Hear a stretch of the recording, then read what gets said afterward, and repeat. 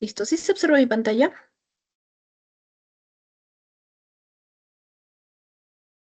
Me parece que sí se observa. A ver, vamos a comenzar entonces. Vamos a repasar todos los parásitos. ¿Se está grabando? Ok. Vamos a comenzar. ¿Se podrá? Sí se puede, ya. Vamos a comenzar con Ascaris. Sabemos que es un geohelminto, que es un geohelminto, porque vamos a ver en su ciclo de vida que ocupa el suelo para poder continuar. Vamos a ver primero su morfología. Ya. Sabemos que hay un dimorfismo sexual porque la hembra mide 25 centímetros y el macho aproximadamente 15. Sabemos que tiene tres labios, tiene también dientes. Por fuera tiene la cutícula que lo va a proteger de cualquier sustancia nociva, que es rosa nacarado. Va a tener su capa muscular porque no tiene órganos de fijación. Entonces, para poder movilizarse, para poder fijarse, necesita esta capa muscular. Ahora, tiene su aparato reproductor tubular y vamos a ver que lo que se va a repetir en este parásito y los demás es que la hembra tiene el aparato gastrointestinal separado del reproductor y el macho lo tiene unido. En el caso de la hembra, la vulva la tiene en la unión del tercio medio y posterior y el aparato digestivo termina en el ano. En cambio, en el macho, tanto el reproductor como el digestivo terminan en la cloaca. Y en el caso del macho también va a tener dos espículas copulatrices.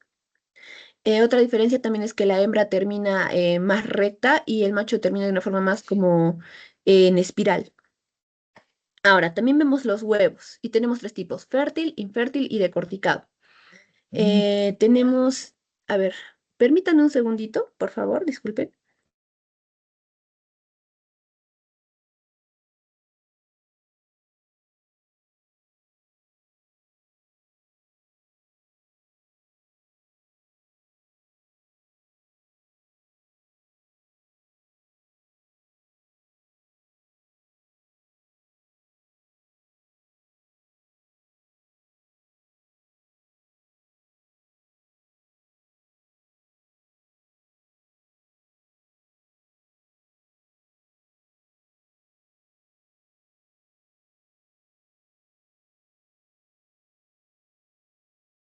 Listo, voy a volver a compartir pantalla, perdón la interrupción.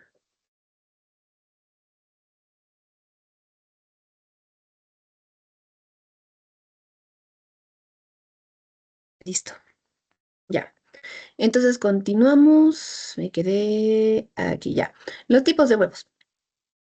Tenemos ya el fértil, infértil y el decorticado. Vamos a ver que el fértil va a tener cuatro capas y de estas las vamos a tomar como referencia. En el caso del fértil tiene la cubierta mamelonada con protuberancias, lo cual lo hace parecer una piña. Esta vamos a ponerle el número uno. Tenemos también la capa proteica, la 2, lipídica 3 y por último la masa embrionaria que está dentro, que digamos que le vamos a poner 4. En el caso del infértil tiene uno, 2 y 3, pero no tiene masa embrionaria. Y en el caso del decorticado, tiene 2, 3 y 4, pero no tiene la cubierta mamelonada.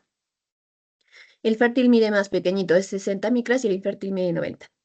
Aparte de eso, tiene espinas laterales la larva, y la larva no tiene aparato reproductor, solo lo tienen los adultos. Ahora, vamos a ver los ciclos de vida. Todos los ciclos de vida se los estoy presentando de una manera muy resumida. Y lo que esté en negrita en el ciclo de vida significa que es el estadio infeccioso. Entonces, rápido podríamos ver que primero los huevos se encuentran en las heces, por fecalismo.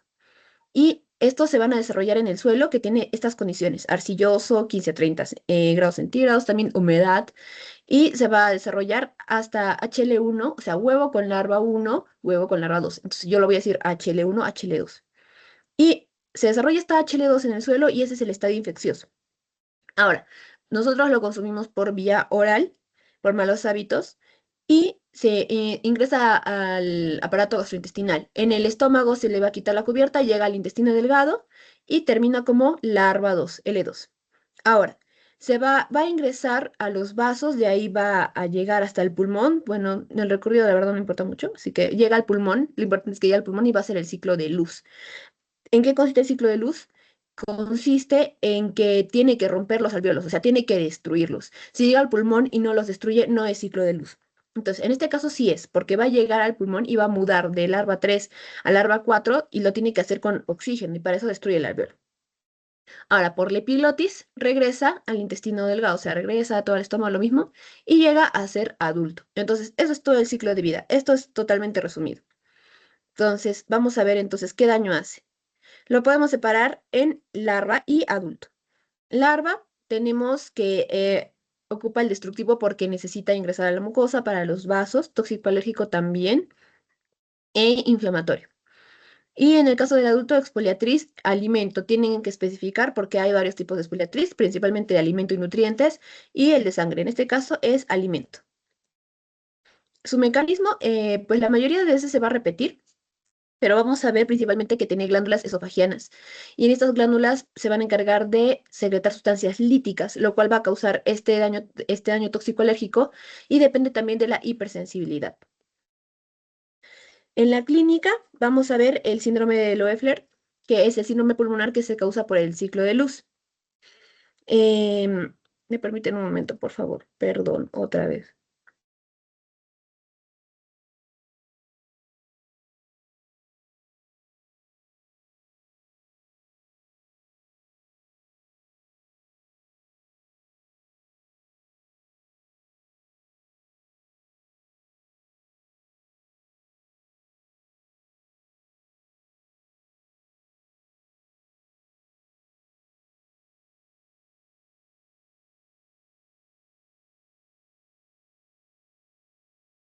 Ya, perdón, otra vez. Entonces, síndrome de Loeffler, que es el que ocurre por el ciclo de luz. Entonces, vamos a tener fiebre, disnea, dolor. Bueno, esos son los adicionales. No le he puesto aquí, pero también tiene hemoptisis y eosinofilia, pero les voy a mencionar que ciertos parásitos son los que tienen eosinofilia alta. Esta es una eosinofilia moderada, por eso no está resaltado. Y en la radiografía de tórax lo que van a aparecer son unas consolidaciones radiopacas cambiantes, es decir, que si lo tomas hoy la radiografía va a tener una consolidación en un lado, si lo tomas en unos días ya no va a estar ahí, va a estar en otro lado y entonces eso quiere decir que es cambiante y así ya no se va a confundir con una neumonía, que una neumonía va a ser fija y solo va a estar en un lado. Y aparte de eso tenemos síntomas gastrointestinales, por lo que se centra en el intestino delgado. Ahora, de las complicaciones leves tenemos estas cinco: obstrucción biliar, colangitis, pancreatitis, apendicitis y absceso hepático. En las intensas lo que ocurre es esto, va a ocurrir en dos pasos. Primero, va a haber digamos, va a haber un aumento del peristaltismo, un dolor tipo cólico, va a haber diarrea, o sea, primero va a haber como una hiperactividad. Y eso va a ser, digamos, solo la primera parte. Pero una vez termina esa hiperactividad, eh, vamos a ver que, o sea, cambia, todo lo contrario. Ahora que antes aumentaba el peristaltismo, ahora el peristaltismo está en cero. Luego tenían diarrea, no, ahora va a haber constipación. Entonces, ven, es dos pasos. Y al final, ¿en qué termina? En un hilo paralítico. Y esa sería la complicación intensa que se puede dar. Ahora, ya que vimos las complicaciones, diagnóstico. Tres en uno. ¿Qué significa tres en uno? Significa que tienen que hacer, o sea, las muestras de 3 días para que no, el paciente no vaya al hospital, digamos, hoy día, luego mañana va, así. No, hay mucho riesgo de que no asiste el paciente. Entonces, lo que se hace es que las 3 muestras los va a enviar una sola vez en digamos, en un solo frasco, por decirlo así. Entonces, después de eso, lo que se necesita hacer es un prácticamente un examen directo de heces. De ahí tiene que ser el CAT-O-CATS, porque miren, el Telemann es cualitativo, te va a indicar si tiene o no tiene. Y el CAT-O-CATS es más que todo cuantitativo, o sea que ahí sí se va a poder ver la gravedad, ¿no? Ahora, tenemos estos límites, 5.000 y 50.000. Significa que la infección leve es menos de 5.000, la intensa es más de 50.000 y la media está entre estos dos. Ahora, de epidemiología, van a haber muchos factores. Yo solo les estoy resaltando los más importantes, que es la longevidad del parásito, que es un año, y la oviposición, que es 200.000 huevos por gusano por día, y la resistencia del parásito. Hay otros factores que, como verán en las diapositivas del doctor, pues hay factores del hombre y todo eso, pero considero que son más deducibles, o sea, que la ignorancia del problema, que si no hay saneamiento, la mayoría de los parásitos tienen esas mismas, digamos, modos de transmisión, modos de infección. Entonces, no lo veo muy importante, así que solo voy a mencionarles en epidemiología lo que se necesita. De ahí tenemos por último el tratamiento. Vamos a ver que este tratamiento se va a repetir en varios parásitos y yo les voy a indicar cuáles son. En este caso tenemos Pamoato y Pirantel. Cada uno va a tener una función. No pueden dar Pamoato y Pirantel y piperacina a la vez, porque ambos ocasionan diferentes cosas. El Pamoato y Pirantel, parálisis, por favor, si es que alguien va a ingresar, acéptelo porque justo acabo de añadir a alguien. Si lo pueden aceptar, a mí no me aparece, pero he escuchado. El Pamoato y Pirantel ocasiona la parálisis espástica del gusano. ¿Por qué ocasiona el hilio paralítico? Porque obstruye. Entonces, ¿qué pasa? La piperacina hace lo contrario, genera una parálisis flácida. Y si tú combinas estos dos medicamentos, pues se va a anular, así que no tiene mucho sentido. Bueno, albendazol y mebendazol. Ahora, tratamiento masivo. ¿Qué es el tratamiento masivo? Simplemente es dar cada 3 meses a una gran parte de la población eh, un tratamiento que sí sea accesible. Vamos a ver que hay parásitos que no tienen un tratamiento muy accesible o los medicamentos suelen ser algo caros o poco difíciles de conseguir, por lo cual no se puede hacer un tratamiento masivo. Y aparte que, si se dan cuenta, el albendazol y el mebendazol son ¿cómo se llama? Medicamentos que abarcan bastantes parásitos. Entonces, si se les puede dar, y aparte de abarcar este, abarcan muchos más. Así que en eso consta un tratamiento masivo. Ahora vamos a Trichuris trichura. Tenemos en su morfología que también tiene dimorfismo sexual, aproximadamente mide 4 centímetros y como su nombre lo dice, tricocéfalo, o sea, la parte de la cabeza, la parte cefálica es más delgada y la parte de atrás es más gruesa. Es de un color blanquecino, tiene una cutícula y el estilete. El estilete es microscópico y lo utiliza para cortar los vasos, porque vamos a ver después que este tiene un daño exfoliatriz que lo que hace es extraer la sangre. Entonces, para cortar los vasos necesita el estilete. De ahí tenemos las sustancias líticas.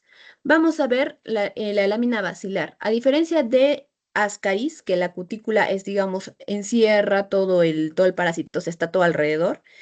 Aquí no. La cutícula es más como un arco, así como estoy haciendo con el mouse, es como un arco. Y la parte de abajito es la lámina basilar.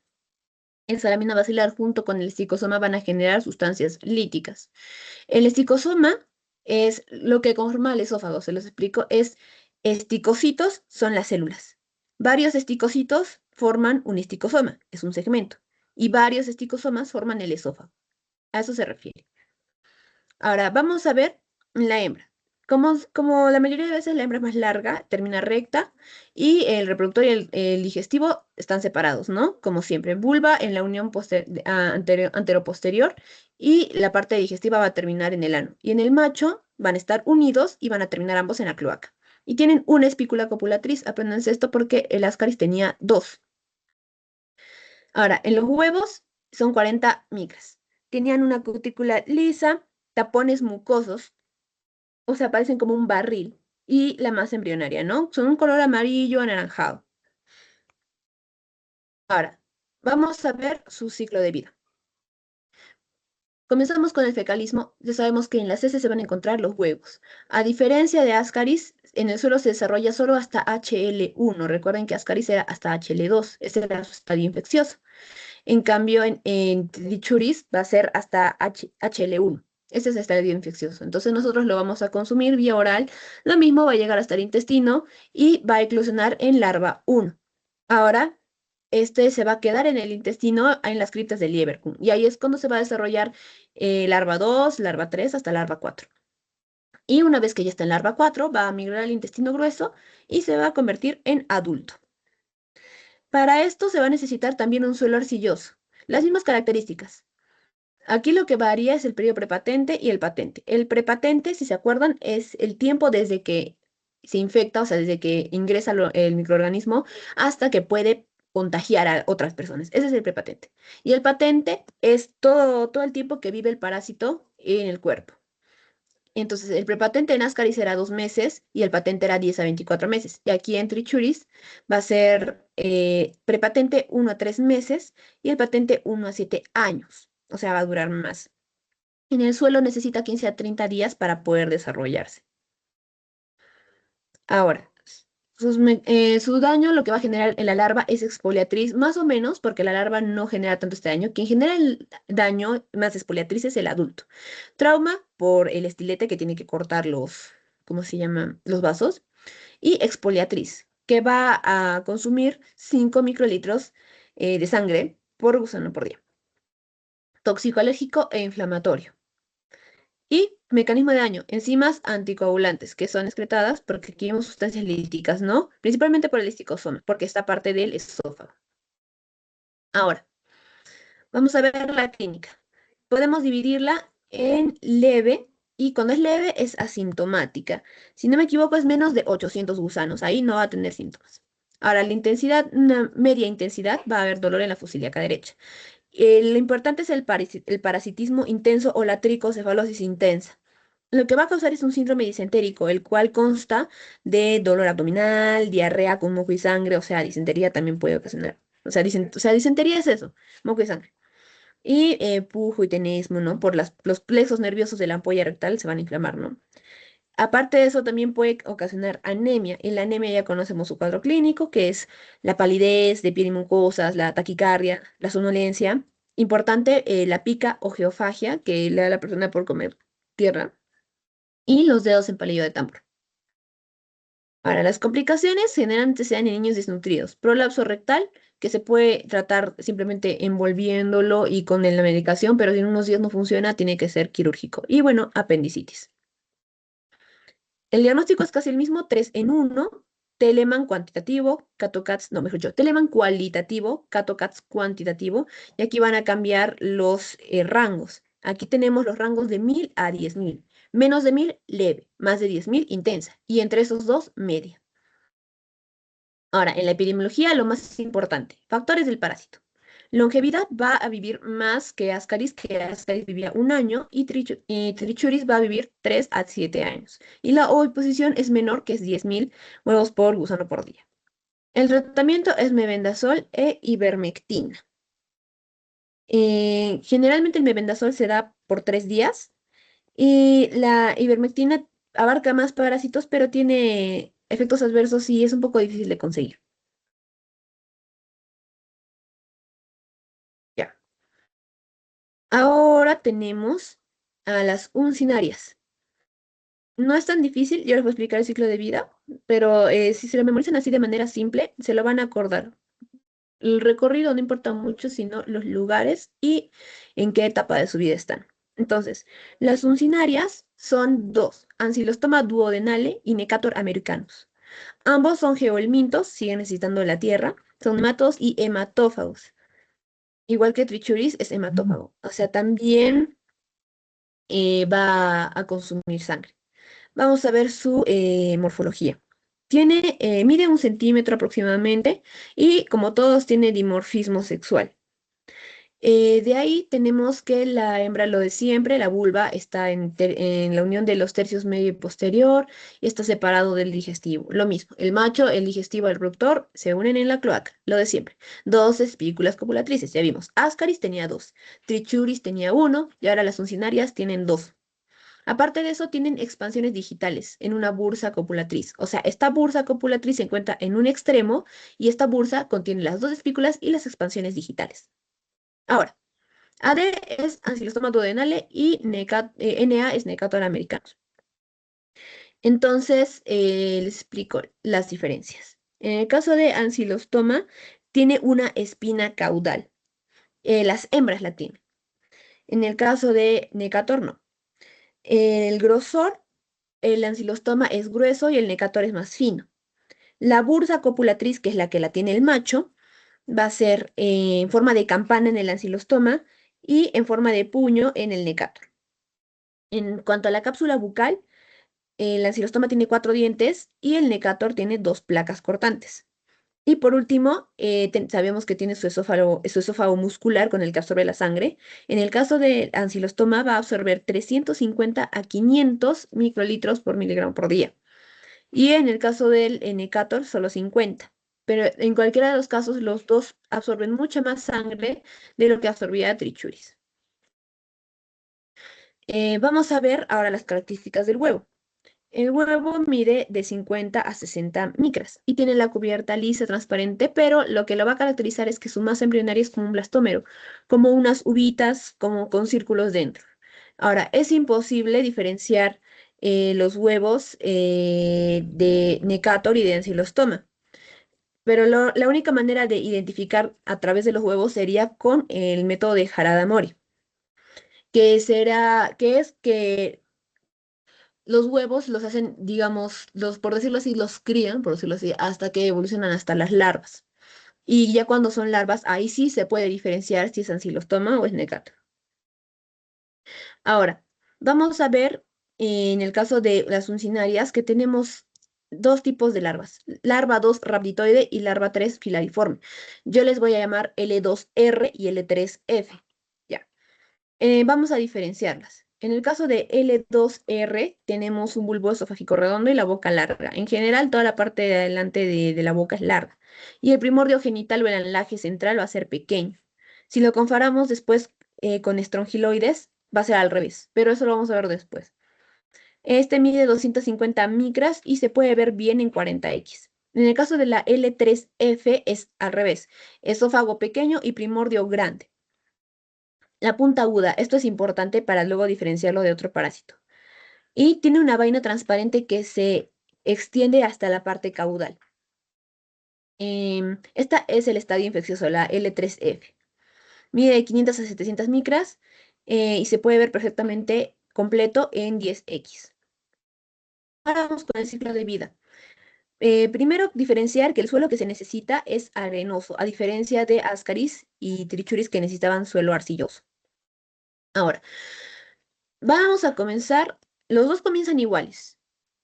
Esta parte es igual para ambos. Fecalismo, ya sabemos que en las heces encontramos los huevos, como la mayoría de los casos.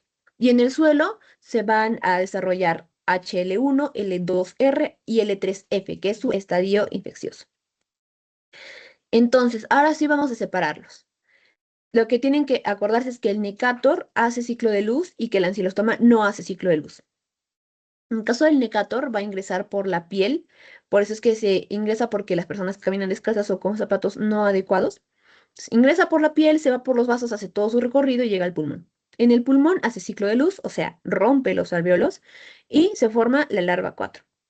Y llega otra vez por la epiglotis al aparato gastrointestinal, intestino delgado, como adulto. Eso es necator. En el caso del ancilostoma, la mayor parte de ellos va a ingresar por vía oral. Entonces, ¿qué pasa? Por vía oral va directamente al intestino delgado, en donde se va a transformar en larva 4 y adulto. O sea, directamente va a pasar al intestino delgado, ahí va a pasar todo. Ahora, ¿qué pasa cuando ingresa por piel? Aquí tienen que tener cuidado porque si ingresa por piel, obligado tiene que ir al pulmón. Pero aquí no va a pasar nada, no va a ser ciclo de luz. Por eso les digo, no importa que vaya al pulmón, si no rompe los alvéolos, no es ciclo de luz. Entonces va a la piel, al pulmón, no pasa absolutamente nada, va al epiglotis, va al intestino delgado y ahí recién. En el intestino delgado, en cualquiera de las maneras de adquirirlo vía oral o piel, es donde tiene que transformarse en larva 4 y en adulto. Entonces tengan cuidado ahí. Ahora, vamos a ver el daño.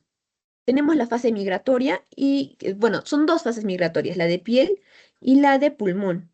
En el caso de la piel, sería más que todo destructivo, inmunoalérgico, inflamatorio. Este significa que es para los dos, o sea, tanto para piel como para pulmón es igual, destructivo, inmunológico, inflamatorio. Y en la fase de localización, que ya es en el intestino, es exfoliatriz porque sustrae sangre. Entonces ya vemos que Ascaris era exfoliatriz, pero de alimentos, Trichuris y Uncinarias de sangre. Y destructivo. Sus mecanismos de daño, pues tamaño, forma, movilización, enzimas, anticoagulantes también. Su número, los antígenos, la reacción del hospedero por la hipersensibilidad que puede generar en la piel. Y en el caso de la localización, número, esófago, músculo y enzimas. Ahora, hablando de la clínica, vamos a ver el síndrome de Loeffler solo en Necator, porque recuerden que solo Necator hace ciclo de luz. Así los toma. No. Entonces, síndrome de Loeffler solo en Necator, que sería lo que ya vimos, que era la tos, hemoptisis, eosinofilia, también va a ser moderada. Yo les voy a avisar cuando sea eosinofilia alta. La condensación, lo de los rayos X, lo que ya les expliqué. Síndrome digestivo, que va a ser en el necator, va a ser en adulto, en el ancilostoma va a ser en la larva. Síndrome digestivo en general consta de dolor abdominal y diarrea. Ahora, el síndrome general se genera por la dermatitis cuando los parásitos ingresan por la piel, aquí y aquí. Entonces, y también puede generar anemia por la sustracción de sangre y desnutrición, sobre todo hipoproteinemia. De aquí se derivan las complicaciones que son la piodermitis. Si ingresa por la piel, en la piel nosotros tenemos estreptococos. Y después de que te infectas con estreptococos, te puede dar glomerulonefritis postestreptocócica. Ahora, para el diagnóstico, miren, el diagnóstico de por sí siempre va a haber, si lo ven en las diapositivas, siempre hay una parte de epidemiología, clínica y laboratorio. Yo generalmente resalto más laboratorio porque clínica son los síntomas y epidemiología pues está aquí, o sea, los antecedentes, ¿no? Entonces, lo más importante que yo veo es el laboratorio. ¿Qué se pide? Hemograma por la eosinofilia moderada. El 3 en 1, el Telemann cualitativo, el Catocats cuantitativo.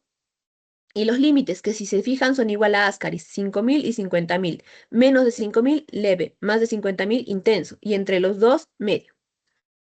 Ahora, longevidad, ancilostoma 5 años y Necator 10 a 15 años.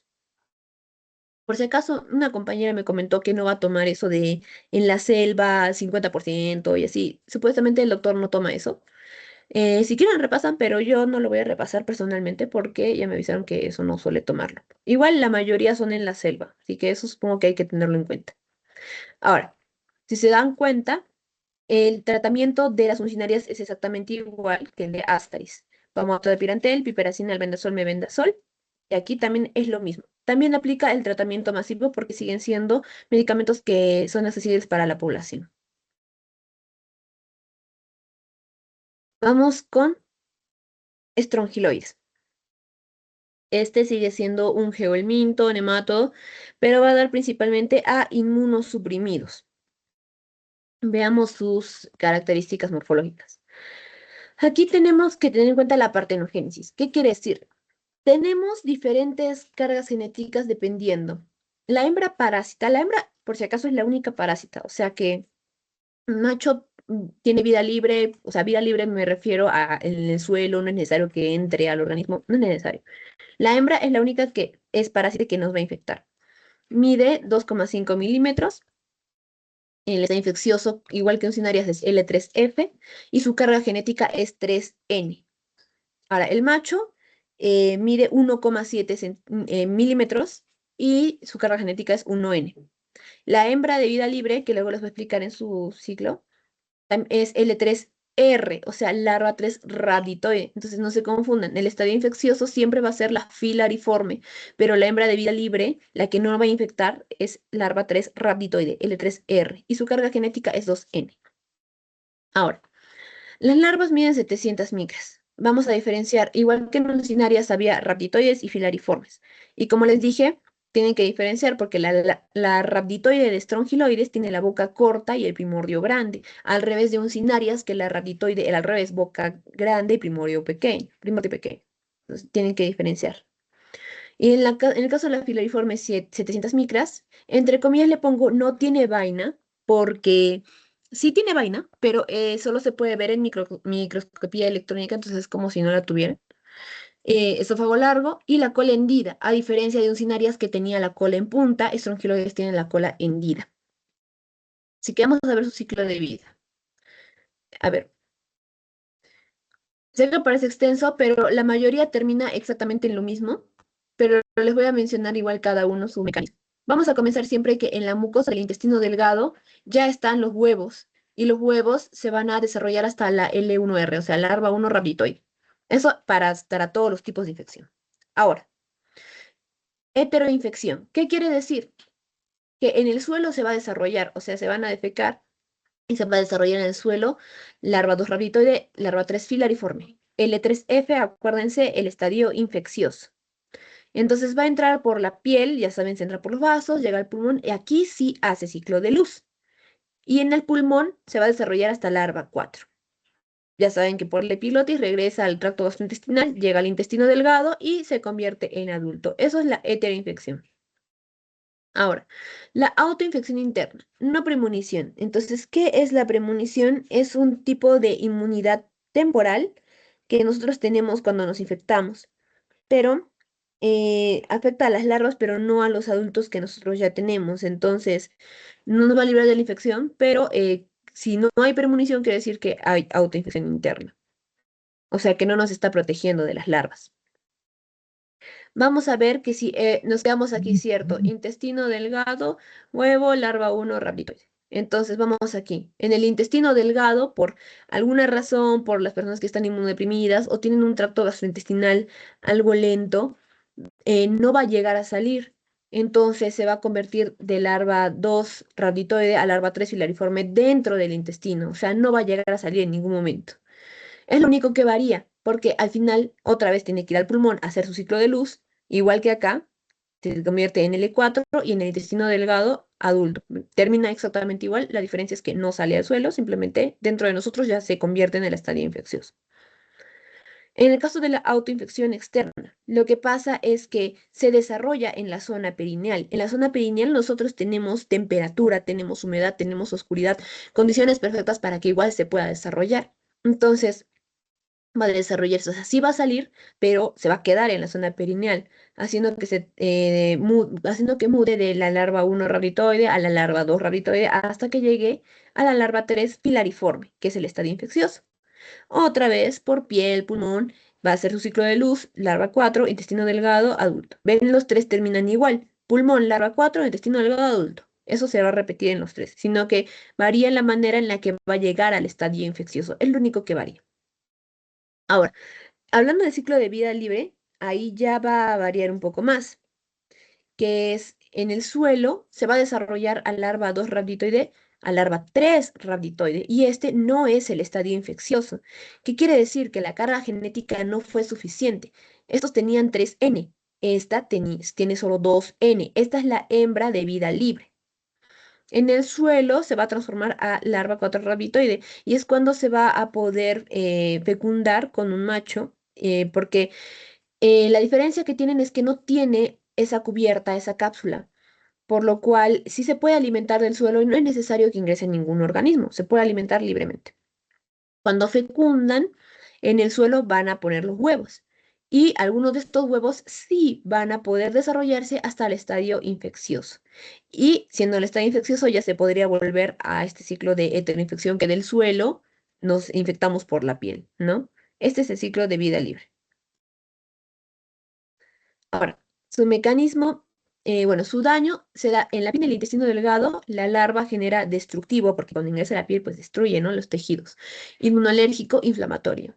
En el adulto es exactamente igual que en la larva, y en el huevo es inmunolérgico. En el pulmón va a ser lo mismo que estos dos de acá, o sea, se repite, el asterisco significa que se repite, es lo mismo. Su mecanismo, uy, su mecanismo es el tamaño, lo de siempre, lo que ya sabemos. Lo importante acá es que genera una sensación de cuerpo extraño y que también tiene enzimas. Vamos a ver que este es uno de los parásitos que genera eosinofilia intensa. Estamos ahorita en estrongiloides. El estrongiloides es uno de los parásitos que genera eosinofilia intensa. También vamos a ver síntomas gastrointestinales, que va a ser el dolor abdominal, principalmente porque infecta el duodeno, y esa es la inflamación que va a haber, la diarrea, y el síndrome de mala absorción, que se caracteriza por dolor abdominal, deposiciones abundantes, malolientes, esteatorrea y lientería, las heces flotan en el inodoro, ese tipo de signos. En el caso del síndrome general, es la dermatitis por ingresar por la piel, porque siempre ingresa por la piel, y la desnutrición. Ahora, vamos a ver las complicaciones. Ingresa por la piel, piodermitis y glomerulonefritis post-estreptocócica, como ya hablamos del estreptococos. Ahora, tenemos aquí dos tipos de infección. Una infección crónica, que es por la autoinfección interna, por esta, en la cual se infecta, no llega a salir y ahí nos puede dar infección crónica, porque se puede prolongar y pasar varias veces la autoinfección interna. Y la hiperinfección, que ocurre solo en personas inmunosuprimidas, como personas que tienen VIH, HTLV1, personas que usan corticoides o que tienen enfermedades inmunosupresoras, como por ejemplo la enfermedad de Carrión. Ahora, su diagnóstico es la eosinofilia alta y también las pruebas de heces y esputo. Vamos a ver el Berman. El Berman se puede usar tanto para las heces y el esputo. El doctor mencionó que se puede hacer también el Berman modificado por Hugo Lombreras, que es colocar una copa de vino, dentro de la copa colocar una rejilla de alambres y encima de eso colocas una gasa con la muestra adentro. ¿Y cómo funciona? Termohidrotropismo.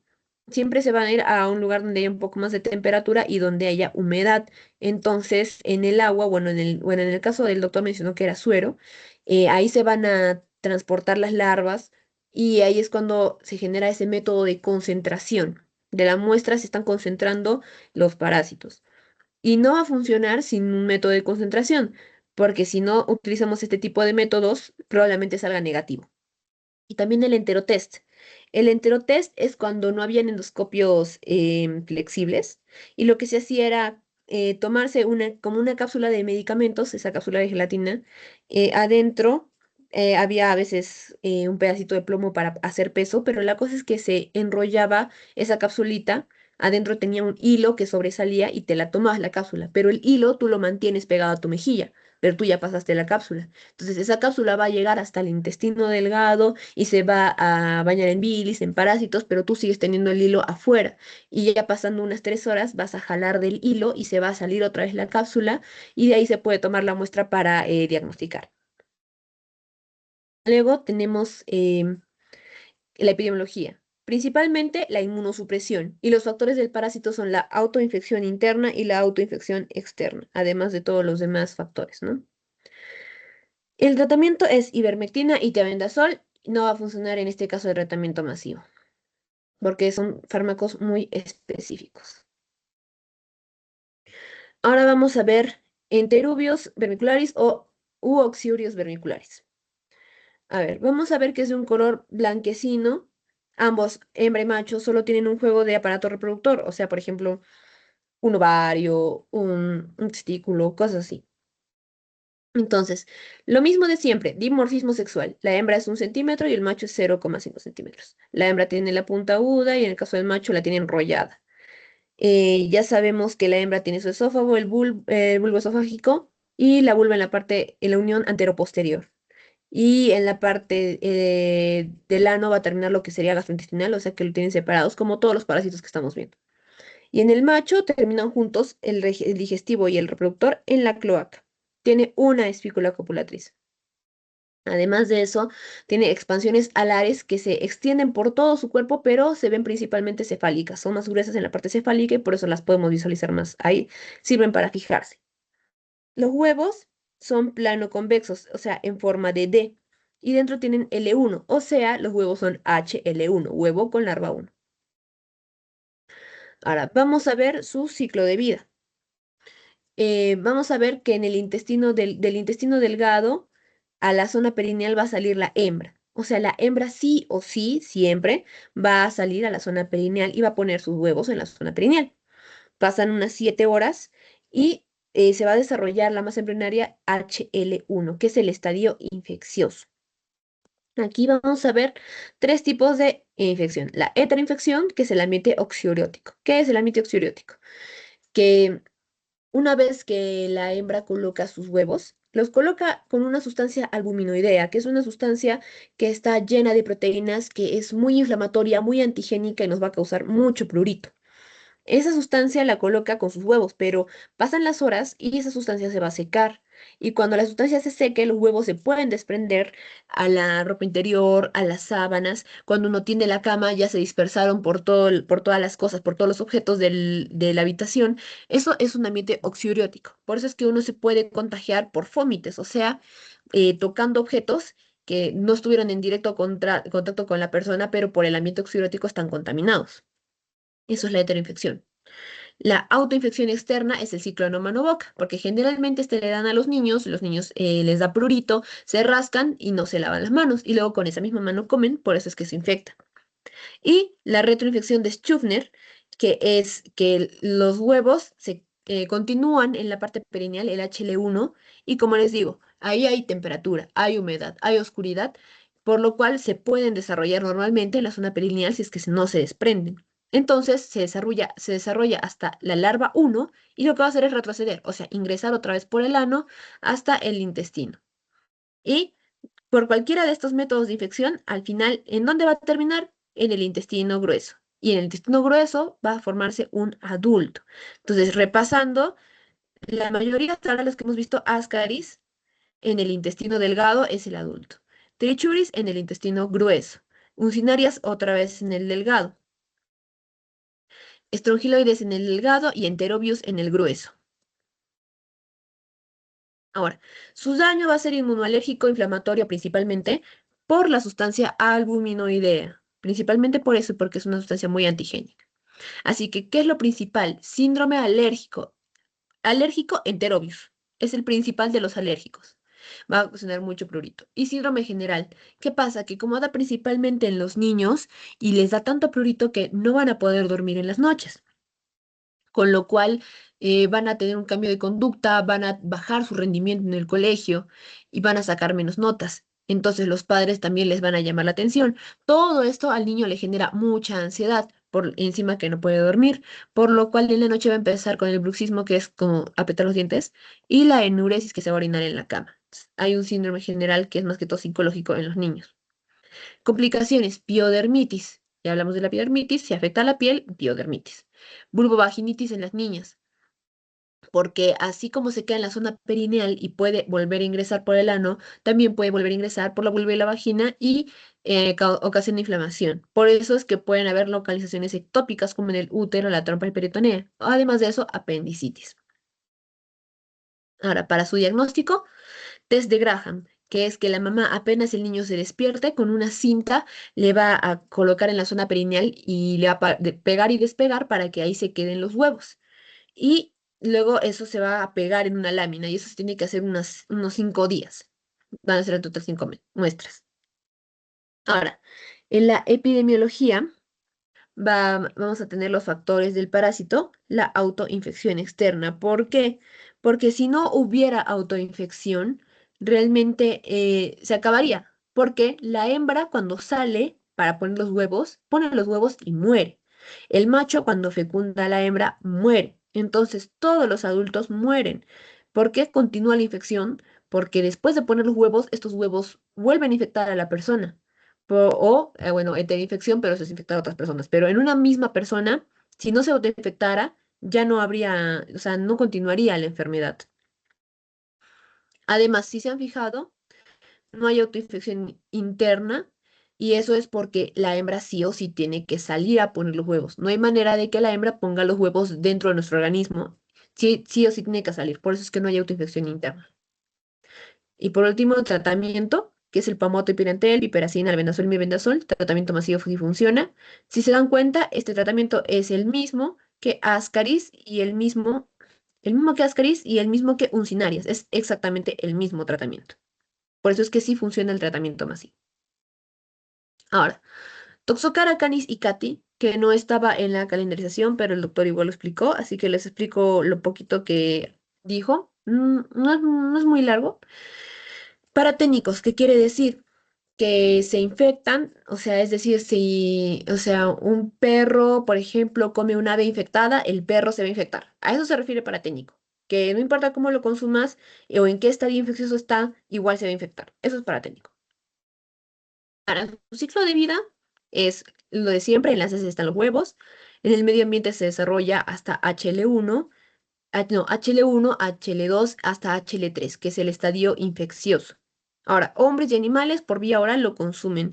O sea, puede ser que lo consume el hombre, puede ser que lo consuma el gato, el perro y como les digo, cualquier otro animal que se infecte, como un ave, si un perro se lo come, pues se va a infectar. Además de eso, hay otra manera de infección que es por la placenta. O sea que si un perro está infectado y va a tener cachorritos, es una probabilidad que los cachorritos salgan infectados por este parásito. Entonces hay vía de infección vía oral, y en el caso de los animales en general, pero no suele ser muchos hermanos, pero también puede pasar por la placenta y tener la infección quien van a ser, ¿no?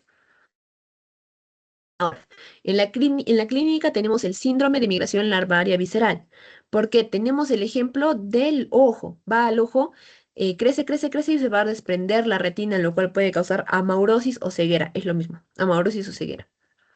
También nos presentó un caso clínico en el cual la paciente presentaba estos síntomas que eran hepatomegalia, adenopatías, parestesias, pérdida de fuerza muscular y ciertos síntomas que, si se dan cuenta, simularían un síndrome de primera neurona, como serían el clonus, el Babinski positivo y la hiperreflexia, pero realmente se complementa con los demás síntomas y por eso se tiene que diferenciar. Ahora, ¿cómo se diagnostica? Son tres claves, son tres: granuloma cuerpo extraño, hipereosinofilia e hipergamaglobulinemia. Entonces ya vamos dos parásitos que causan una eosinofilia alta, que es toxocara y, si no me equivoco, estrongiloides. Sí, estrongiloides. Son los únicos dos que causan una eosinofilia alta. Su tratamiento no lo mencionó, pero en el caso clínico, el tratamiento que recibió la paciente fue albendazol, 400 miligramos por día cada 12 horas, una semana, y metilprednisona, 3 semanas.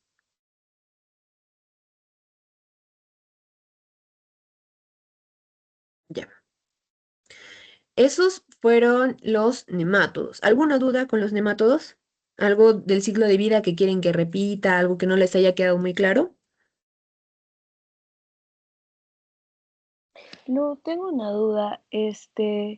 Creo que en Strongyloides había una larva que sí o sí tenía que infectar porque si no moría y creo que la larva 3R o algo así, esa normal tenía vida libre.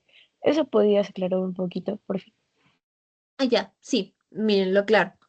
Vamos a tener tres tipos de larvas aquí: la hembra parásita, el macho y la hembra de vida libre. Aquí lo que pasa en el ciclo de vida libre, o sea, todos los ciclos de estos heteroinfección, autoinfección interna y autoinfección externa están dados por la hembra parásita, cuya carga genética es 3N siempre.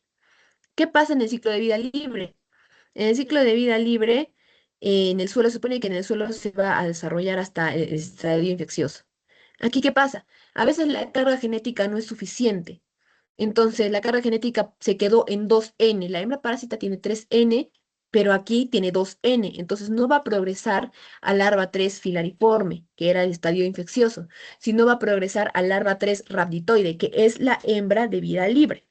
Esta hembra no es necesario que infecte al ser humano porque no tiene esa cápsula que le va a impedir comer. O sea, puede alimentarse en el medio ambiente de manera libre y no es necesario que ingrese nada. Entonces, en el suelo se va a desarrollar como larva 4 rhabditoide y se va a fecundar la hembra y el macho. Y en el mismo suelo, o sea, todo esto pasa en el suelo, van a poner los huevos. Y en los huevos, algunos van a salir con carga genética otra vez de ciclo de vida libre, pero depende más que todo, o sea, de la partenogénesis, o sea, de cuántas Ns tenían el macho y la hembra al momento de fecundar.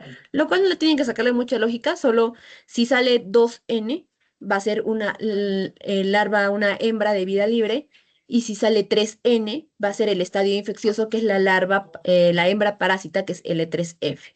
Y esa sí nos puede infectar. ¿Alguna duda? No, quedó claro. Gracias. Listo. Vamos con los cestos. A ver, vamos a ver que de los cestos, Hymenolepis es la que tiene más excepciones. Tiene sus 32 ganchos, tiene 4 ventosas, un rostelo que puede estar invaginado o que puede protruir y tiene una corona de ganchos. Ahora, ¿Qué pasa? Nosotros sabemos que los cestos tienen sus proglótides. Mientras más inmaduras, más, digamos, chatitas, por decirlo así, más aplastaditas, y mientras más maduras o, ¿cómo se llama?, grávidas, más largas. Vamos a ver la madura. En el caso de Hymenopis, tiene tres testículos, ovario en dos lóbulos. Si se dan cuenta, en una sola proglótide tiene varias cosas.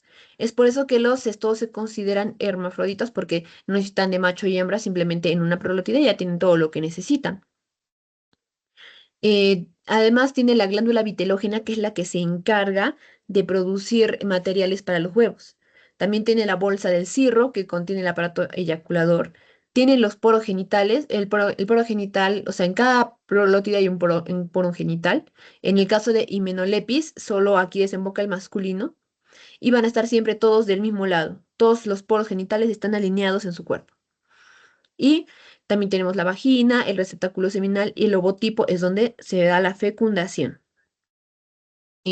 Además de esto, les menciono que los cestodos en general tienen tegumento. ¿Por qué? Porque no tienen aparato gastrointestinal y a través del tegumento, que es la superficie, se van a alimentar. Además que este tegumento tiene como invaginaciones que se llaman microtricos. Microtricos. Son como nuestras microvellosidades del intestino delgado que amplían la superficie, con eso se pueden alimentar. Además de alimentarse, o sea, además de absorber sustancias, también secretan sustancias. Por eso a veces van a generar un daño inflamatorio o alergia. Bueno, vamos a ver que en el caso de Hymenopis tiene huevo con larva cisticercoide. Este tiene larva cisticercoide. ¿Por qué? Porque en general la regla en los cestodos es que sea una vesícula con el protoescoles adentro imaginado, pero tiene contenido líquido. En el caso de la larva de Hymenopis es compacta. O sea, es una masa compacta. Por eso es cisticercoide. Se parece al cisticerco, pero no es un cisticerco, es cisticercoide. Y de ahí se transforma en adulto. Entonces, decir en Hymenopis o larva o cisticercoide es lo mismo, son sinónimos en Hymenopis. Ahora, vamos a ver que hay dos tipos que son nana y diminuta. Y vamos a ver las diferencias. En el caso de nana, vamos a ver que mide 4 a 5 centímetros y diminuta mide 50 centímetros. Vamos a ver el huevo que contiene la oncósfera o el embrión hexacanto. ¿Por qué hexacanto? Porque tiene 6 ganchos. Yo le voy a llamar en todo momento oncósfera, pero también se puede llamar embrión hexacanto.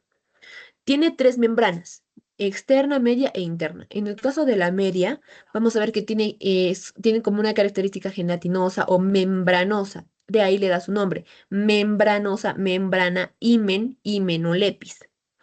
Y de estas salen filamentos polares. Todo es transparente. En el caso de diminuta, que es por zoonosis, también tiene los 6 ganchos, pero su membrana no tiene filamentos y va a medir 30 micras, el huevito. Ahora vamos a ver su ciclo de vida. El huevo con oncósfera lo vamos a consumir vía oral. El huevo con oncósfera o con embrión hexacanto, el huevo embrionado es lo mismo, lo vamos a consumir vía oral, que es el estadio infeccioso, y va a llegar hasta nuestro intestino delgado. Va a eclosionar gracias a que pasó por el ácido del estómago. Entonces, eclosiona y con sus 6 ganchitos, ojo que no son los mismos los 6 ganchos de la oncósfera que los 30 y 32 ganchos que tiene el escólex. No, no es lo mismo. Entonces, con sus ganchos, sus 6 ganchos de la oncósfera, cuando eclosiona se va a unir a la mucosa. Ingresa a la submucosa ya sin ganchos, los deja atrás y ingresa a su estadio larval cisticercoide. Esto va a durar 10 días hasta que pueda salir a la luz como una tenia adulta. Los mecanismos son heteroinfección, autoinfección externa y autoinfección interna. La heteroinfección son que consumamos estos huevos con mucosfera por el suelo, malos hábitos. Autoinfección externa, ciclo ano-mano-boca. Y autoinfección interna, vómitos, regurgitaciones. Porque ¿qué necesitan los huevos para eclosionar? El ácido del estómago. Entonces, si necesitan el ácido, basta con que regurgites los huevos para que regresen al estómago, eclosionen y otra vez regresen al intestino delgado. Eso es autoinfección interna. Ahora, su tipo de daño es destructivo, inmunológico, inflamatorio, como les dije, por su tegumento también, y expoliatriz de nutrientes, no de sangre, sino de nutrientes. Ahora, en el caso de la clínica tenemos el síndrome alérgico, que es prurito. El prurito puede ser anal o nasal. En el caso del síndrome de mala absorción, ya saben, ¿no? Dolor, esteatorrea, todo lo que ya les mencioné antes. Su diagnóstico, Telemann-Faust, sedimentación rápida. Ya saben, Telemann cualitativo, Faust también es cualitativo. Sedimentación rápida. Ahora, ¿cuáles son en la epidemiología? Principalmente hacinamiento. Principalmente da en niños. Es una parasitosis de grupo. Immunolepis es una parasitosis de grupo. Entonces, factores del parásito, autoinfección interna y externa es lo que prolonga la infección. ¿Cuál es su tratamiento del praziquantel cada 10 días? ¿Por qué? Porque el praziquantel no afecta a los cisticercoides. Y como ustedes recordarán, en su ciclo de vida necesita 10 días para que salga adulto. Entonces, cuando uno se toma la medicación, mata a todos los adultos, es verdad, pero quienes todavía estaban en la submucosa, los cisticercoides, todavía están desarrollándose. Y si uno no vuelve a tomar la medicación, van a salir como adultos y otra vez está infectado. Entonces, se tiene que dar cada 10 días. Ahora veamos tenia. Tenia, saginata y solium. También son cestos. Aquí sí vamos a ver que se cumple la regla de que son vesiculares, es decir, con líquido dentro y tienen su escolex imaginado. Miden 1 centímetro, blanquecinos. Ahora vamos a ver las características de sus proglótides. Las maduras ya vemos diferencia con Hymenopus, que antes todos los poros genitales estaban alineados a lo largo de todo su cuerpo. Aquí no, están alternados. Uno arriba, uno abajo, uno arriba, uno abajo, uno arriba, uno abajo. Y además que también los poros genitales son para tanto el aparato reproductor masculino y femenino. Aquí solo era para masculino y la vagina estaba por separado, ¿no? Ahora, las proglótides grávidas son más largas, tienen un útero ramificado, aparte de eso tienen unos conductos excretores transversales y longitudinales y los conductos nerviosos. Hablando de sus huevos, tienen una cubierta dura, tiene estrías gruesas, la oncósfera, o sea, el embrión hexacanto, mide 30 micras. Así que ahora vamos a ver las diferencias entre Tenia saginata y Tenia celum. Tenia saginata va a medir 5 a 7 metros de largo, 1 centímetro de ancho. En su escólex tenemos que es cuadrangular, tiene 4 ventosas, no tiene rostelo ni corona de ganchos. En el caso de Solium, su escólex es redondeado, tiene doble corona de ganchos y tiene rostelo. En el caso de Saginata, su cabeza es ligeramente más grande que la cabeza de un alfiler. Y en el caso de Solium, es igual a la cabeza de un alfiler. O sea, Saginata es un poquito más grande su cabeza. Em, en la fase de cisticerco, ahora ya no es cisticerco y ahora sí es cisticerco, o sea, larva y cisticerco en Tenia son iguales, es lo mismo. Se le llamaba Ensaginata bovis porque el hospedero intermediario es el ganado vacuno. Y en Solium era Celulosae, sus hospedero intermediarios son cerdos, que ya no se usan mucho estos términos porque se creía que eran otras especies, pero ahora ya se sabe que es un cisticerco de Tenia, de Tenia, en el caso de Bovis de Tenia saginata y en el caso de Celulosae de Solium, pero si lo leen ya saben a cuál se refiere cada uno. En Saginata tiene más de 1000 testículos y en Solium tiene 1000 testículos. Saginata 2 lóbulos en el ovario y Solium 3. En el caso de Saginata sale solo, o sea, sale uno por uno, y, o sea, las prolótides, y en el caso de Solium salen en grupo. En el caso de Saginata, tienen una buena musculatura, por lo cual sí se pueden mover, y en el caso de Solium no tienen musculatura o casi nada, por lo cual no se pueden mover. En el caso de la Saginata, más de 12 ramificaciones del útero, y en el caso de Solium, menos.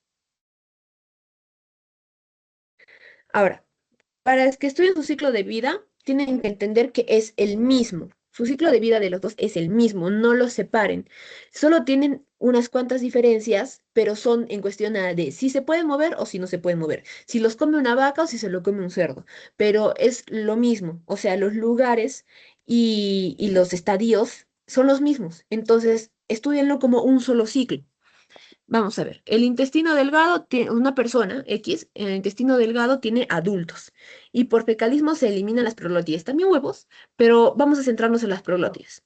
Ahora, primera diferencia, que en saginata, como ya les dije, tiene una buena musculatura, por lo cual sí se pueden mover las proglótides. Es decir, que no es necesario que la persona defeque, simplemente la saginata puede salir y una persona se encuentra la proglótide en su espalda. O sea, puede pasar. En el caso de Solium, como no se puede mover, sí es necesario que defeque y se va a quedar ahí. En el caso de Saginata, por ejemplo, como se pueden mover, se van a mover a la parte del pasto que tiene sombra. Y en el caso de Solium, como no se puede mover, se va a quedar ahí en las heces. Es la diferencia. Pero en sí es lo mismo. Por fecalismo, bueno, por el ano, por decirlo así, no es necesario fecalismo en el caso de Saginata, se van a eliminar las pleurótides. Ahora, vacuno en Saginata, cerdos en Solium, no importa cuál, se lo van a comer. Se van a comer las pleurótides, van a llegar a su estómago, al intestino delgado y eclosiona el embrión exacanto o la oncósfera. Cualquiera de los dos, no importa cuál. En la mucosa se van a fijar los 6 ganchos y se van a entrar a los vasos, van a ir al pulmón, no van a hacer ciclo de luz porque no van a romper alvéolos, entonces no se confundan, van al pulmón pero no hacen luz. Ahora, corazón, van al corazón y de ahí se diseminan a todos los tejidos, incluyendo el músculo. En el músculo se va a vesiculizar y se va a formar el cisticerco o larva. Entonces, ya sea en vacuno o en cerdos, ¿cómo se llama? En su músculo va a estar los cisticercos. Entonces nosotros, cuando comemos carne de res, nos estamos infectando con Taenia saginata. Y cuando comemos carne de cerdo, nos estamos infectando con Taenia solium. Es la única diferencia. De ahí, los dos entran vía oral a nuestro cuerpo. En el intestino delgado va a evaginarse el cuello tiene células multipotenciales, por eso es que del cuello se van a empezar a formar las proglótides. Esto demora unas 2 a 3 meses hasta que la tenia pueda ser adulta. Entonces, en sí, ese es el ciclo. De los dos es igual. La única diferencia de solo saginata es si se mueve o no se mueve, o si es en carne de res o en carne de cerdo. Es la única diferencia.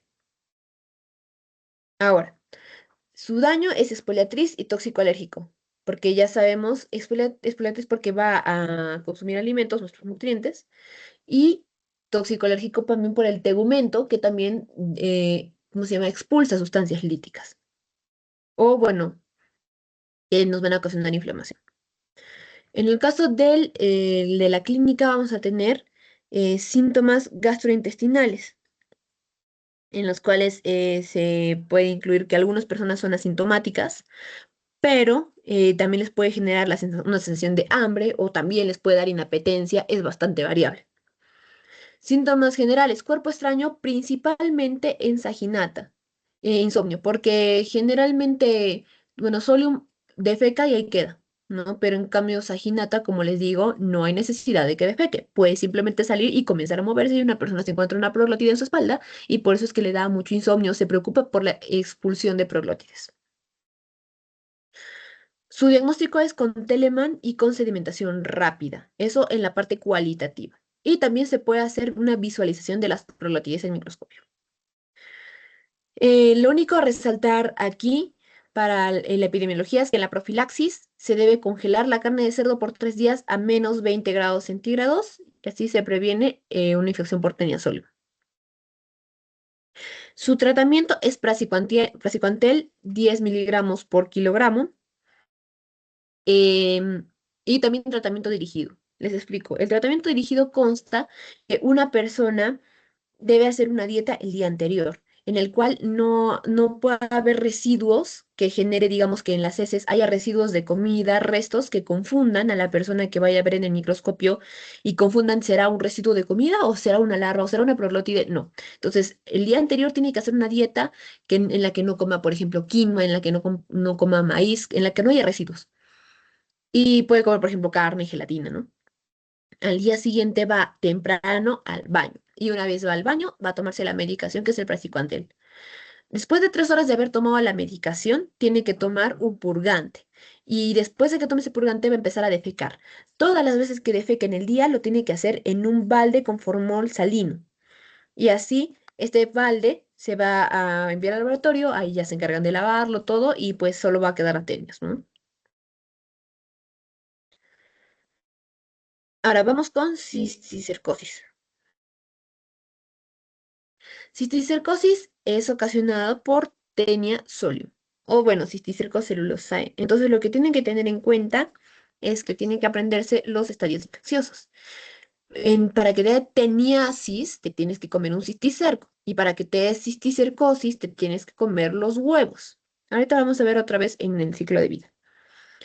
Entonces, el cisticerco es vesicular, que ya habíamos visto sus características principales aquí.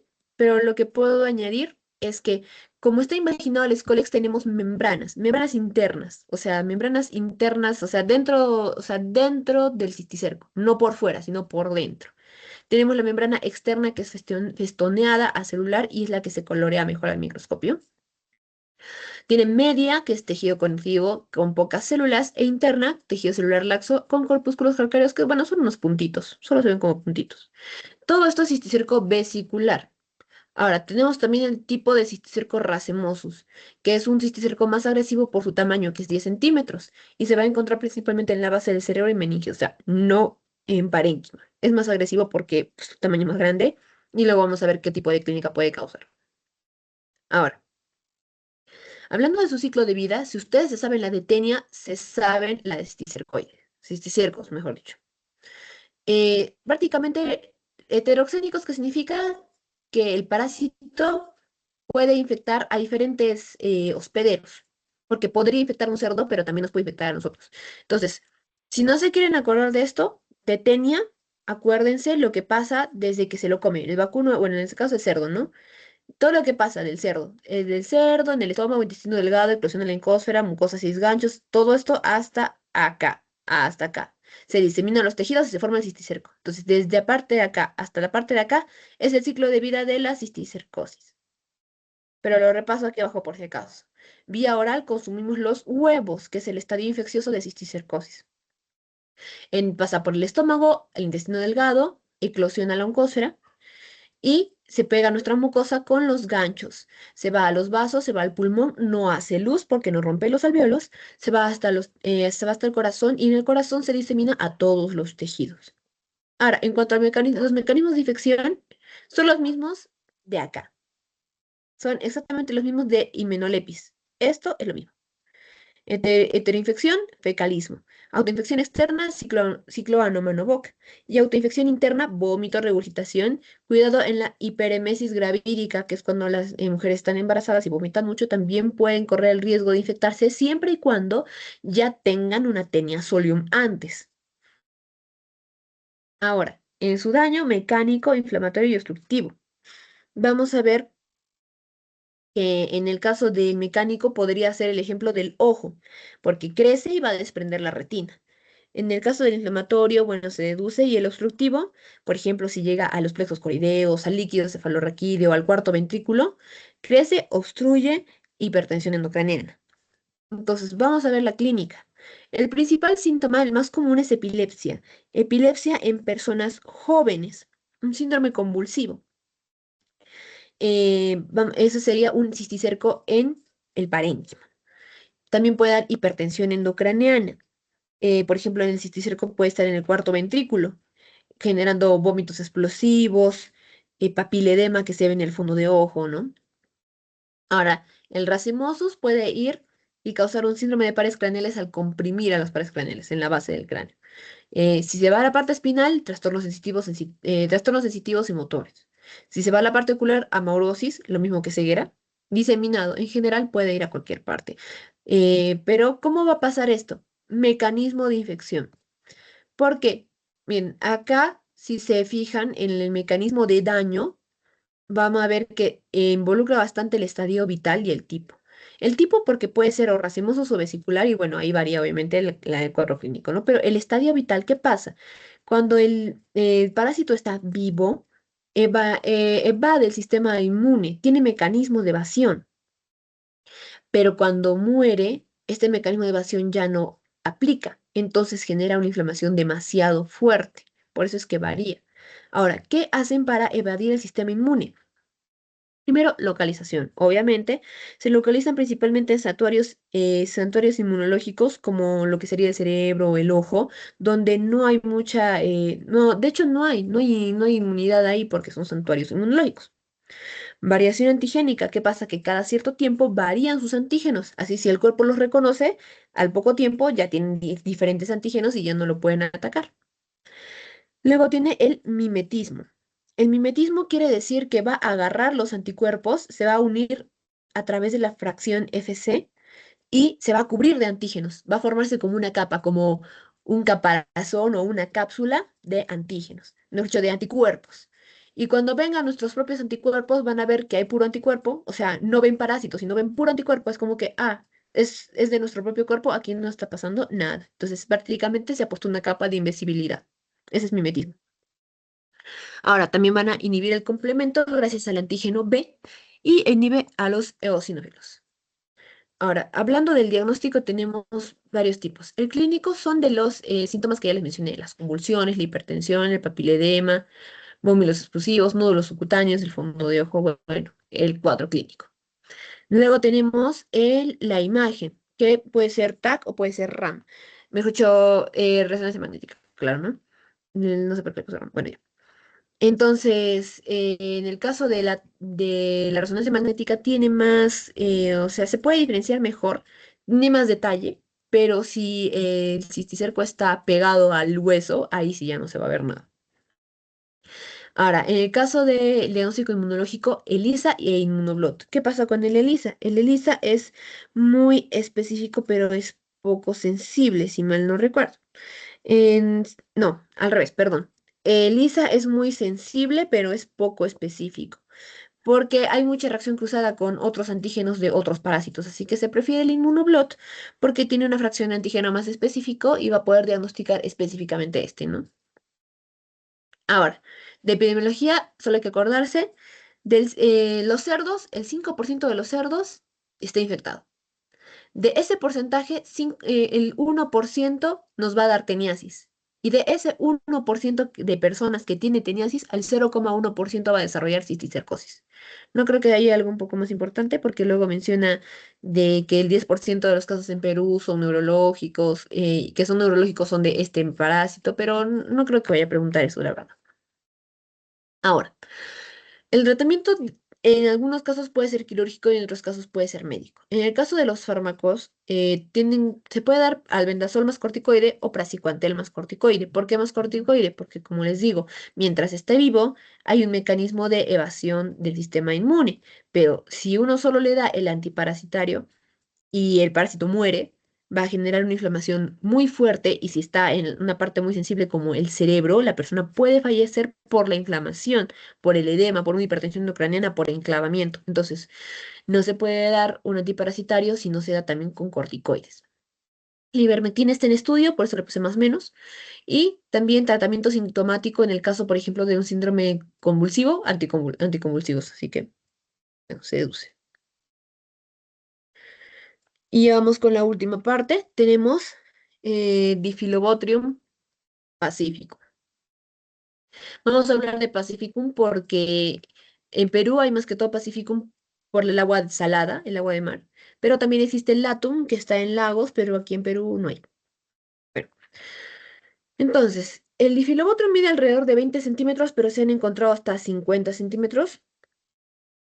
Vamos a ver que su útero va a ser en roseta central, o sea que en cada prolátide va a haber un punto central negro, a eso se refiere con útero en roseta, es un punto negro en cada prolátide. Ahora, el escólex no tiene ventosas. ¿Qué pasa con el escólex? Que tiene dos bótrias separadas por un surco de anclaje. O sea, con ese surco que separa las bótrias es donde se va a anclar a la mucosa. Vamos a ver sus prolótides. Poro genital central, en el que desemboca el poro uterino. O sea, ¿qué pasa aquí? El Difulbotrium es el único cesto que pone huevos. ¿Por qué? Porque las demás prolótides necesitan romperse para que los huevos salgan. En cambio, aquí no. Simplemente pone el huevo y la prolótide sigue totalmente intacta. Y los pits. Los pits son unas líneas centrales que están en las prolótides que solo tiene Pacificum, no lo tiene el atún. Eso es una manera de diferenciar. Ahora, hablando del huevo, ya no se le dice, al embrión sacanto ya no se le dice oncósfera, se le dice coracidio, porque el coracidio tiene unos cilios que le van a permitir nadar en el agua, por eso se le llama coracidio. Aparte de eso, tiene un opérculo en la parte de arriba por donde va a salir el coracidio, o sea, la masa embrionaria, y un botón inferior. Esto también solo lo tiene Pacificum, no lo tiene el Atum. Ahora, también vamos a ver su primer y segundo estadio larval, que es procercoide y plerocercoide. En el caso del procercoide, mide 200 micras y tiene sus seis ganchitos, como siempre. Y el perioseicoide ya es como la larva ya formada, que es mide 1 centímetro, es blanco, tiene su escolta, su cuello, su estructura alargada, ya lo de siempre, ¿no? Y el adulto que mide 50 centímetros. Ahora, vamos a ver su ciclo de vida. En este ciclo de vida, realmente el ser humano no forma parte de ese ciclo de vida. Nosotros somos un hospedero accidental. El ciclo de vida va así. Los adultos se encuentran en el intestino delgado del lobo marino. Es el hospedero definitivo. Acuérdense, los hospederos definitivos son los que contienen a la forma adulta. Los hospederos intermediarios son los que contienen a la forma larvaria. Entonces, el lobo marino, si contiene de adulto, es definitivo. ¿Qué pasa? Que por las heces se va a expulsar un huevo no embrionado. No embrionado. ¿Qué pasa? Que después de unos días, el coracidio en el agua de mar va a salir por el opérculo y va a empezar a nadar con sus cilios. ¿Qué pasa? Que en lo que está nadando va a aparecer un copépodo.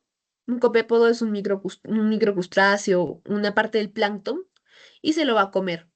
Este es el hospedero intermediario porque en su hepatopáncreas va a evolucionar a larva procercoide. Intermediario porque es larva. Entonces, en el hepatopáncreas del copépodo se va a formar la larva procercoide. Ahora, a este copépodo se lo va a comer la anchoveta. La anchoveta también va a ser un hospedero intermediario, el segundo, porque va a contener la larva plerocercoide que se forma en su peritoneo. Entonces, esta larva plerocercoide es nuestro estadio infeccioso. O sea que si nosotros nos comemos la anchoveta ya fue, pero generalmente eso no pasa. Lo que pasa es que a la anchoveta se la come el bonito o cualquier otro pez carnívoro.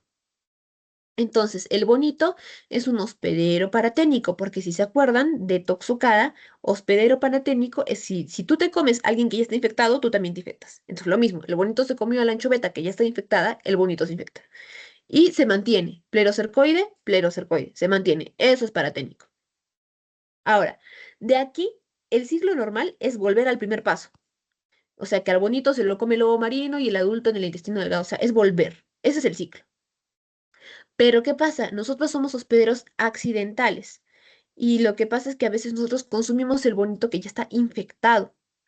Por lo cual, ahí ya nos estamos saliendo del ciclo y nosotros vamos a contener en el intestino delgado al adulto. O sea, básicamente hacemos como si fuéramos lobos marinos y se va a desarrollar desde que comemos el ceviche, 2 a 3 meses. Vamos a tener al adulto en el intestino delgado. Su daño es exfoliatriz de alimentos, o sea, de nutrientes. Ahora, va a consumir a la vitamina B12, pero no va a causar deficiencia. No es suficiente la cantidad que extrae para que cause deficiencia. En el caso del Latum, sí, puede causar deficiencia de vitamina B12, pero en Pastificum, que es lo que tenemos en Perú, no va a causar.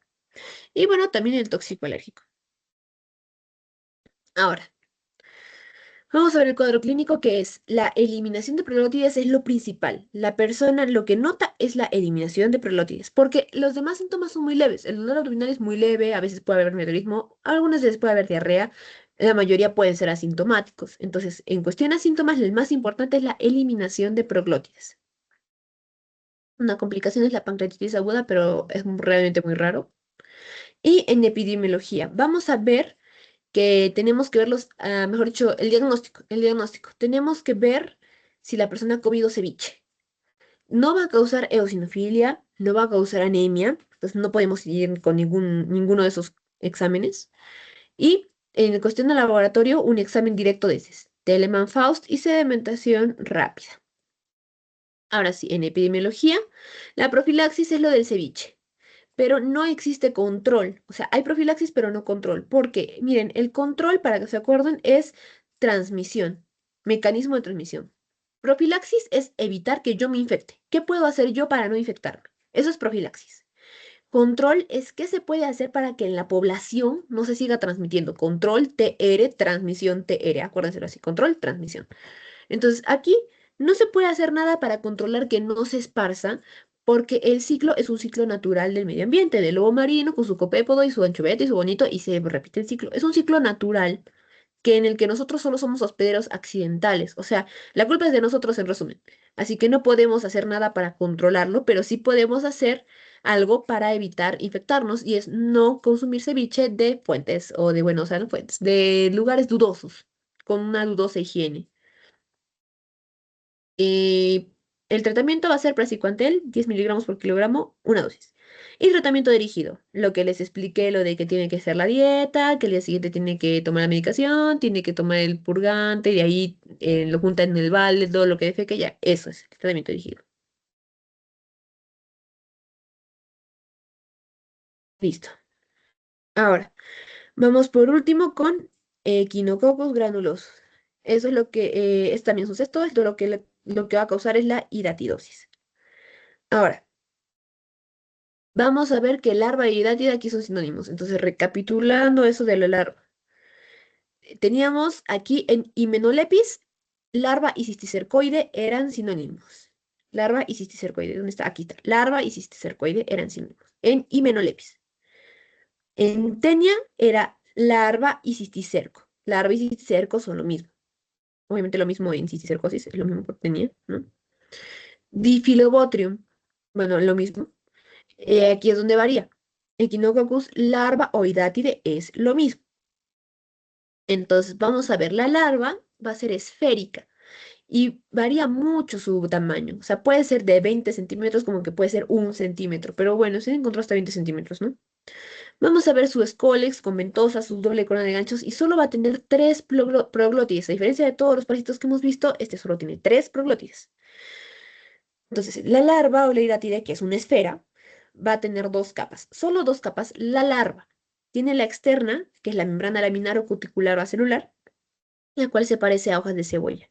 No es antigénica, al ser la más externa, no va a ocasionar inflamación, no va a ocasionar ningún problema. Es blanquecino, mide de 2 a 3 milímetros. También tenemos una membrana interna, germinativa o prolígera.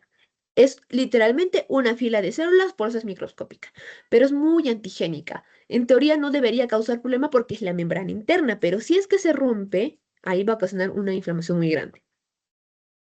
Dentro de esta interna hay unas invaginaciones, las cuales pueden ser protexcolex, vesículas prolígeras y vesículas hijas. Hablando de las vesículas prolígeras, o sea, los protexcoles son invaginaciones muy como circulares, como para formar nuevos. Vamos a ver ahorita, dependiendo de dónde infecte, puede formar adultos, los protexcoles pueden formar adultos, o en una complicación pueden formar otra vez otra larva o otra hidátide. Ahorita lo vamos a ver. Las vesículas prolígeras son invaginaciones que cuando se desprenden forman las vesículas hijas, o sea, como vesículas que están flotando dentro del líquido hidatídico. Y a estas vesículas hijas les va a crecer una membrana externa. Es como una hidátide dentro de otra hidátide. Y el líquido hidatídico también se le puede llamar cristal de roca o agua de manantial por ser muy cristalino y tener un sabor salado. Ahora, esto era la larva o hidátide. ¿Cuál es la diferencia con el quiste? Que el quiste tiene una capa más, una capa adventicia o del hospedero que no, o sea, hace que no se genere inflamación, porque es colágeno acelular. O sea que nosotros, exceptuando en ciertos lugares que ahorita les voy a mencionar, le damos una capa a esta larva o hidátide y se encierra aún más, lo cual hace más difícil que haya una inflamación, a menos que se rompa, obviamente. Ahora, las hidátides infértiles son las que tienen todo esto menos el protoscoles. Así ya no se pueden generar nuevas larvas o nuevos adultos. El huevo tiene una capa dura con radiaciones y mide 35 micras. Y el adulto tiene un útero sacular y tiene un poro genital posterior, doble corona de ganchos, ventosas, tres plerótides, como ya lo habíamos mencionado antes, desde siempre tiene tres plerótides. Y aquí viene lo curioso, mide 0,5 a 1 centímetro. O sea, es curioso que la larva puede medir hasta 20 centímetros, o sea, la larva, y de ahí evoluciona al adulto, y este solo mide de 0,5 a 1 centímetro. O sea, es más chiquitito el adulto. Ahora, viendo su ciclo de vida, vamos a ver que el perro va a tener al adulto en su intestino delgado. El perro es el hospedero definitivo. Recuerden, hospedero definitivo es quien tiene el adulto. Hospedero intermediario es quien tiene a la larva. Entonces, el perro va a eliminar huevos por fecalismo. Y el embrión hexacanto, pues, el embrión hexacanto se va a desarrollar en el estómago del ganado. Recuerden que los cerdos son coprófagos, o sea que los cerdos igual se van a comer las heces así como están las heces. Entonces se comen los huevos y en su estómago van a activarse y va a llegar al intestino delgado y van a eclosionar en el intestino delgado. Ahora, ¿qué pasa? Cuando eclosionan se forman no, todavía sí, las hidratidas.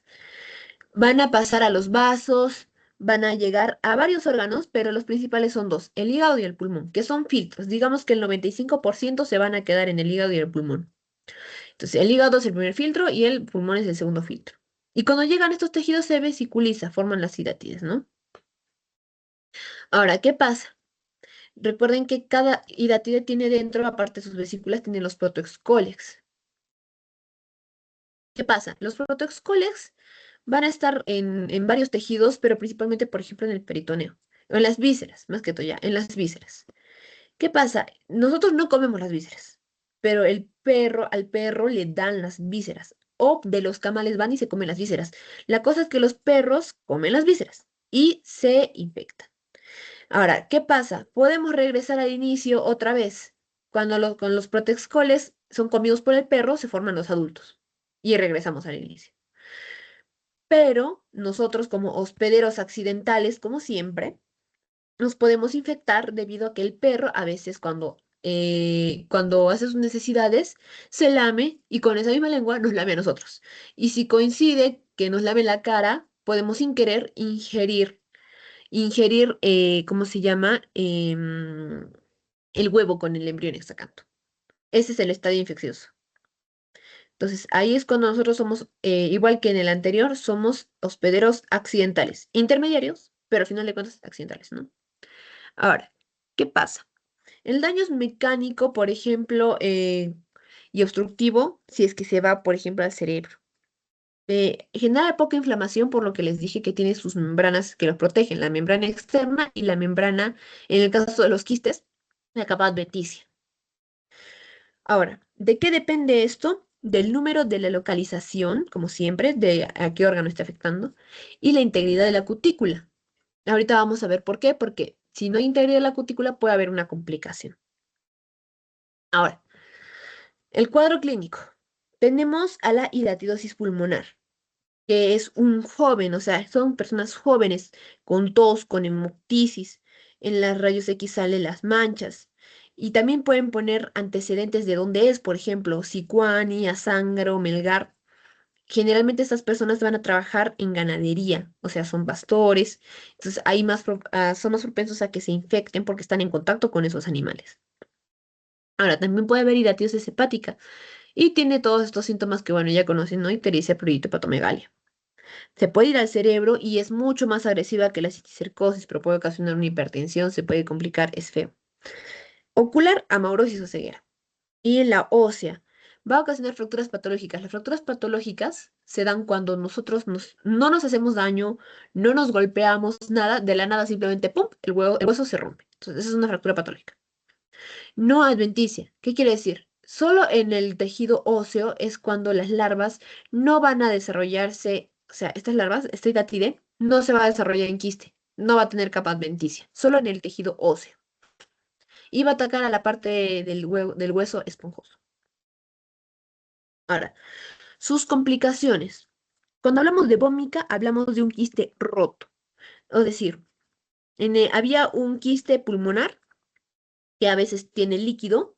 Se ve ahí como que una línea, un nivel hidroaéreo, que abajo tiene líquido, arriba tiene aire. Y a veces se rompe. Y cuando se rompe puede abrirse hacia un bronquio. Y cuando sale el bronquio sale con tos, como un vómito, pero es líquido del pulmón. Ese líquido salado, eso, es líquido hidatídico. Literalmente toses y sale líquido. Eso es la vómica. Ahora, absceso pulmonar. El absceso pulmonar se da cuando se rompe todo y queda un hueco. Queda un hueco en el pulmón, de donde estaba el quiste. Y ahí se puede infectar por estar en contacto con el parénquima y te da un absceso pulmonar. Ahora, shock anafiláctico. es cuando, si es que ya estábamos sensibilizados. Por ejemplo, a ver, había hepatomegalia y ahí estaban los quistes. Si se palpa con mucha fuerza o si le cae un pelotazo, ¿no? O se golpea, lo que sea, se puede romper el quiste del hígado y van a salir todos los protocoles a la cavidad peritoneal. Ahí puede dar un shock anafiláctico solo y solo si ya estaba sensibilizado anteriormente. O sea, si algún quiste ya se había roto antes y había salido así un poquito de líquido, así, con tal que hubiera una fisura, algo por donde saliera, aunque sea una gota, la primera vez no pasa nada. Simplemente ahí el cuerpo aprende y ya saben cómo es la hipersensibilidad. Y ya cuando vuelve a romperse a la segunda vez, en este caso, si se rompe a todo el peritoneo, va a dar un shock anafiláctico. O sea, recién hace la reacción alérgica a la segunda exposición. De ahí tenemos la hidatidosis secundaria. La hidatidosis secundaria, a ver, un segundito, perdón.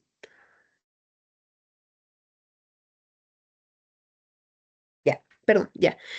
Lo que pasa en la hidatidosis secundaria es que si se caen los protocoles a la cavidad peritoneal, digamos que no ocurre el shock anafiláctico. Si se acuerdan, los protocoles en el perro forman adultos. Protocoles, adulto.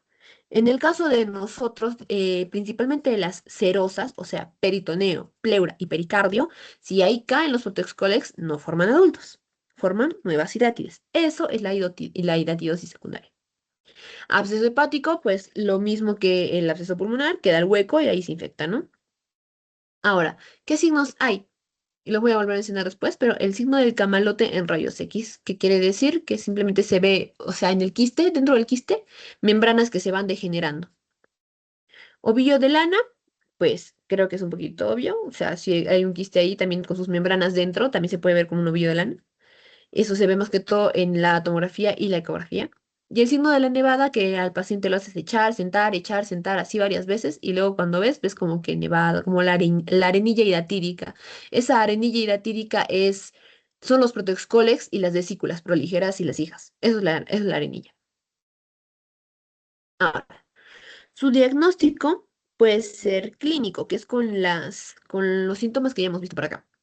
El imagenológico es la radiografía de tórax, ecografía para el hígado, una tomografía y resonancia para operaciones.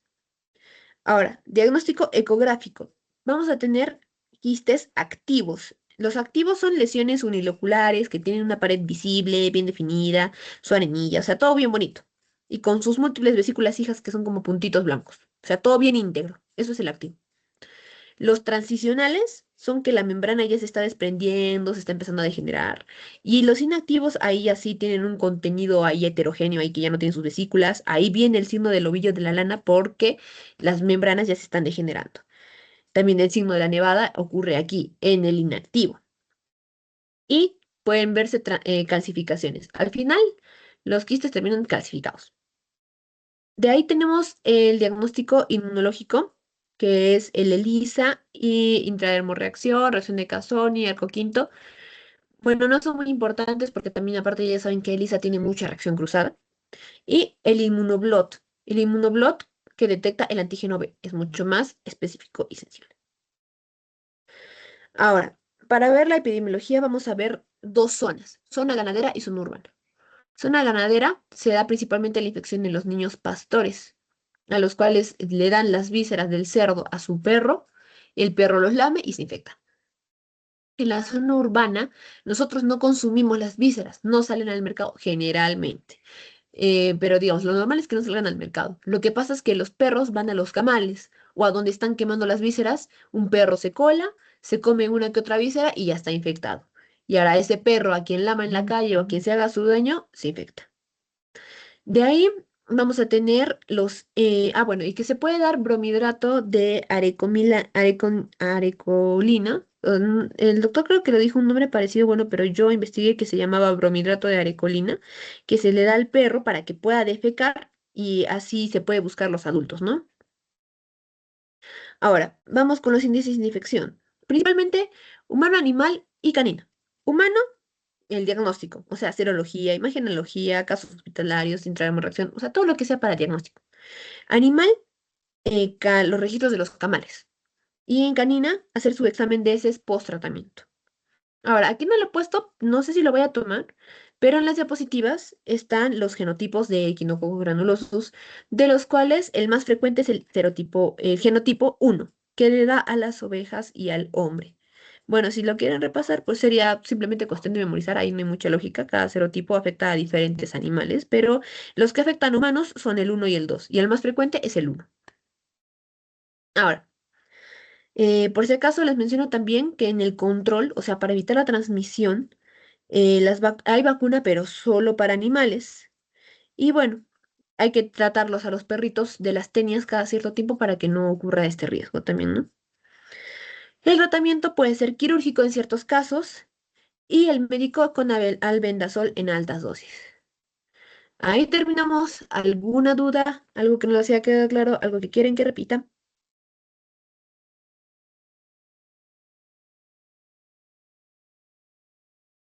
Aprovechen, aprovechen ahorita. Algo que no les haya quedado claro de cualquier ciclo, de cualquier cosa que no me haya explicado muy bien, algo que no hayan entendido.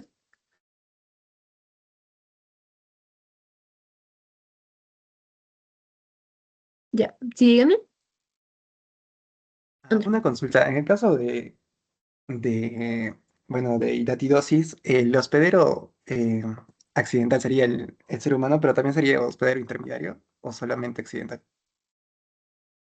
A ver, accidental, o sea, nosotros podemos ser accidental, pero a ver, si nosotros tenemos los huevos, consumimos los huevos, a ver, teóricamente no lo recuerdo, pero vamos a deducirlo. El hospedero definitivo es el que tiene a los adultos y el intermediario es el que tiene a las larvas. Y nosotros cuando nos infectamos se forman los quistes y las larvas. No se suelen formar los adultos. Así que por lógica yo te podría decir que somos hospederos intermediarios. Ahora déjame revisarlo. Sí, tenía razón. Estoy revisando las diapositivas y sí, dice HA entre paréntesis HI, que quiere decir hospedero accidental entre paréntesis hospedero intermediario. Sí, Ah, ok, listo, muchas gracias. no hay problema. ¿Alguna otra duda?